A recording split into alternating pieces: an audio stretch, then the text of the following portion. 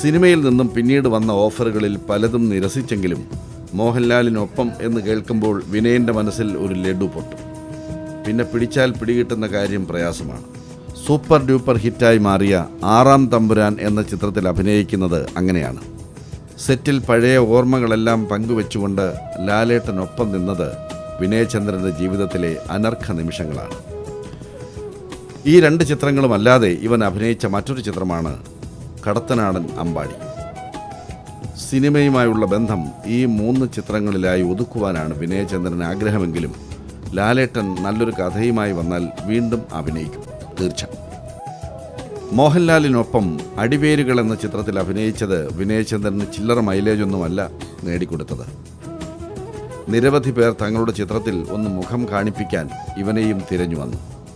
എന്നാൽ വിനയചന്ദ്രൻ അപ്പോഴേക്കും സെലക്റ്റീവായി കഴിഞ്ഞിരുന്നു.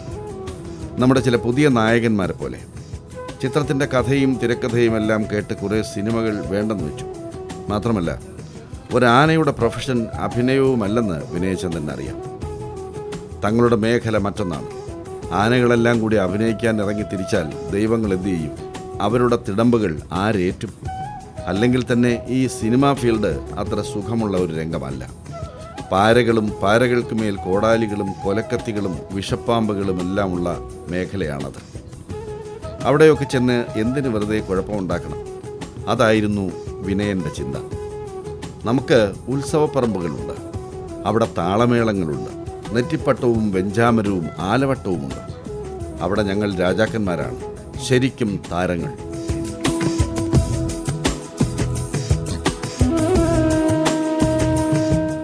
ഈശ്വരാനുഗ്രഹം കൊണ്ട് ഉത്സവ സീസണുകളിലൊന്നും വെറുതെ കുത്തിയിരിക്കേണ്ടി വരാറില്ല വിനയചന്ദ്രന്. കേരളത്തിൽ കൊടിയേറുന്ന ആദ്യ ഉത്സവം മുതൽ അവസാനത്തെ പൂരവും കഴിയുമ്പോഴേ ഇവന് നീര് തുടങ്ങാറുള്ളൂ. അത് കഴിഞ്ഞ 30 വർഷമായി അങ്ങനെ തന്നെ, ഒരു മാറ്റവുമില്ല. ഈ കാലത്തിനിടയിൽ ഉത്സവങ്ങൾ മുടങ്ങുന്ന തരത്തിൽ ആരോഗ്യ പ്രശ്നങ്ങളും ഉണ്ടായിട്ടില്ല. ഇതിൻ്റെ മതപ്പാട് കാലം എല്ലാ പൂരങ്ങളും അവസാനിച്ചതിന് ശേഷമാണ് മതപ്പാട് തുടങ്ങുക. ഏറ്റവും ലാസ്റ്റ് പൂരം കണ്ണമ്പറ പുതുക്കോട് പൂരമാണ്. അത് കഴിഞ്ഞിട്ട് ഒരാഴ്ച കൂടി കഴിഞ്ഞാൽ ആന കെട്ടാം. ചെണ്ടക്കോല് പുറത്തെടുക്കുമ്പോൾ ആനയും പുറത്തിറങ്ങും. അങ്ങനെ ഒരു പ്രത്യേകതയുള്ള ഒരു ആനയാണിത്. ഇന്ന് വരെ ഈ മതപ്പാട് കാലം ഒരിക്കലും മാറ്റം വന്നിട്ടില്ല.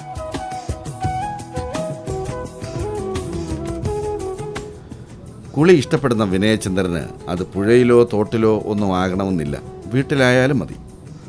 നന്നാകണം കുളി, അത്രയേ ഉള്ളൂ. ഇവിടെ പക്ഷേ അതിനൊന്നും യാതൊരു തടസ്സവുമില്ല. എത്ര നേരം വേണമെങ്കിലും എത്ര തവണയാണെങ്കിലും അതൊക്കെ കിട്ടും. തടി പിടിക്കുന്നവനല്ലേ, വിയർക്കും. വെറുതെ ഒരിടത്ത് ചടഞ്ഞുകൂടി കിടക്കുന്നവർക്ക് കുളിച്ചില്ലേലും നനച്ചില്ലേലും കുഴപ്പമില്ല. അല്ലെങ്കിലും ദിവസവും 3 നേരം കുളിക്കുന്നവരാണ് മലയാളികൾ. അവർക്കിടയിൽ നടക്കുമ്പോൾ അല്പം ഗെറ്റപ്പൊക്കെ വേണം. അത് വിനയചന്ദ്രനെ പരിരക്ഷിക്കുന്നവർക്കും അറിയാം. അവർ അവനെ അത്തരത്തിലേ പുറത്തു കൊണ്ടുപോകും. പൊട്ടു തൊടുന്നതും മനോഹരമായി ചെവിയിൽ ചന്ദനക്കുറി വരയ്ക്കുന്നതുമെല്ലാം അതിൻ്റെ ഭാഗം തന്നെ.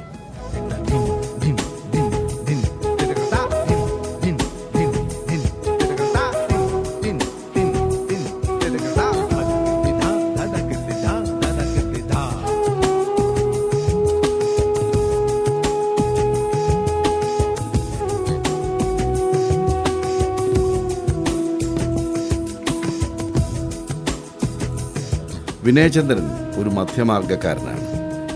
അതിപ്രതാപവാനോ അപ്രമാദിത്വങ്ങളോ ഉള്ള ആനയല്ല. എന്നാൽ കൊട്ടിഘോഷിക്കുന്ന ഗുണങ്ങളുള്ള പല ആനകൾക്കും ഇല്ലാത്ത ഒത്തിരി നല്ല ഗുണങ്ങൾ ഇവനിലുണ്ട്. കേരളത്തിലെ എണ്ണം പറഞ്ഞ പൂരപ്പറമ്പുകൾ ഇവനെ കാത്തിരിക്കുന്നത് അതുകൊണ്ടാണ്. കന്നിമാസം തുടങ്ങിക്കഴിഞ്ഞാൽ വിനയചന്ദ്രനെ മറ്റൊന്നിനും വിളിക്കരുത്. ഇടവം കഴിയുമ്പോഴേ ആൾ ഫ്രീ ആവുകയുള്ളൂ. സീസണിലെ തിരക്കാണ്.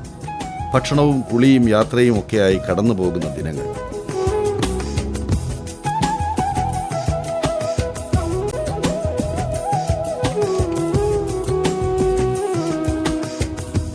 വിനയചന്ദ്രൻ്റെ വരവ് ഓരോ ആനപ്രേമിയിലും ആഹ്ലാദം നിറയ്ക്കാറുണ്ട്. ഒന്ന് അടുത്ത് നിൽക്കുവാനും ഫോട്ടോ എടുക്കുവാനും തുമ്പിയിൽ തൊടാനുമൊക്കെ സമ്മതിക്കുന്ന എത്ര കൊലകൊമ്പന്മാരുണ്ട് ഇവിടെ. കാര്യമൊക്കെ ശരി തന്നെ, അകലെ നിന്ന് സ്നേഹിച്ചാൽ മതിയെന്ന് പറയും. പക്ഷേ ബാസ്റ്റ്യൻ വിനയചന്ദ്രൻ അങ്ങനെ പറയില്ല. ആരെയും പിണക്കില്ല, ആരുടെയും മുഖം വാടിക്കില്ല. ഒന്ന് തൊട്ടേച്ച് പോകൂ മാഷേ എന്നടുത്ത് വരുന്നവരെ തോണ്ടി വിളിക്കും. അവരുടെ കയ്യിൽ നിന്നും കിട്ടാവുന്നതെല്ലാം മേടിക്കും. ഒരു തനി നാട്ടിൻപുറത്തുകാരൻ, വിശാല ഹൃദയൻ. ഒരു ഉത്സവപ്പറമ്പിലും ചെന്ന് അലമ്പ് കാണിച്ചിട്ടില്ല. ചിട്ടവട്ടങ്ങൾ തെറ്റിച്ചിട്ടില്ല. പാപ്പാന്മാർക്ക് ഭേദ്യം ചെയ്യേണ്ട അവസരങ്ങൾ സൃഷ്ടിച്ചിട്ടുമില്ല. ഇരുമ്പ് മുനയുള്ള കുന്തം കൊണ്ട് കുത്തിയും ചെവിക്കുറ്റിയിൽ തോട്ടിയുടെ വാൾമുന കൊണ്ട് കൊളുത്തി അടിച്ചുമെല്ലാം ആനകളെ വരുതിക്ക് നിർത്തുന്ന കഥകൾ കണക്കില്ലാതെ പെരുകുന്ന ഇക്കാലത്ത് യാതൊരു പ്രശ്നങ്ങളുമില്ലാതെ സൗഹൃദപൂർവ്വം കഴിയുകയാണ് ഈ 44-കാരൻ.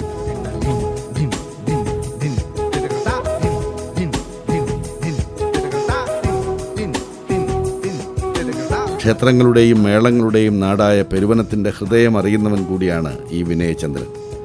ഈ ഗ്രാമത്തിലെ ഓരോ പുഴയും ഓരോ നാട്ടിടവഴിയും വീടുകളിലെ ഓരോ അംഗത്തെയും ഇവൻ അറിയും.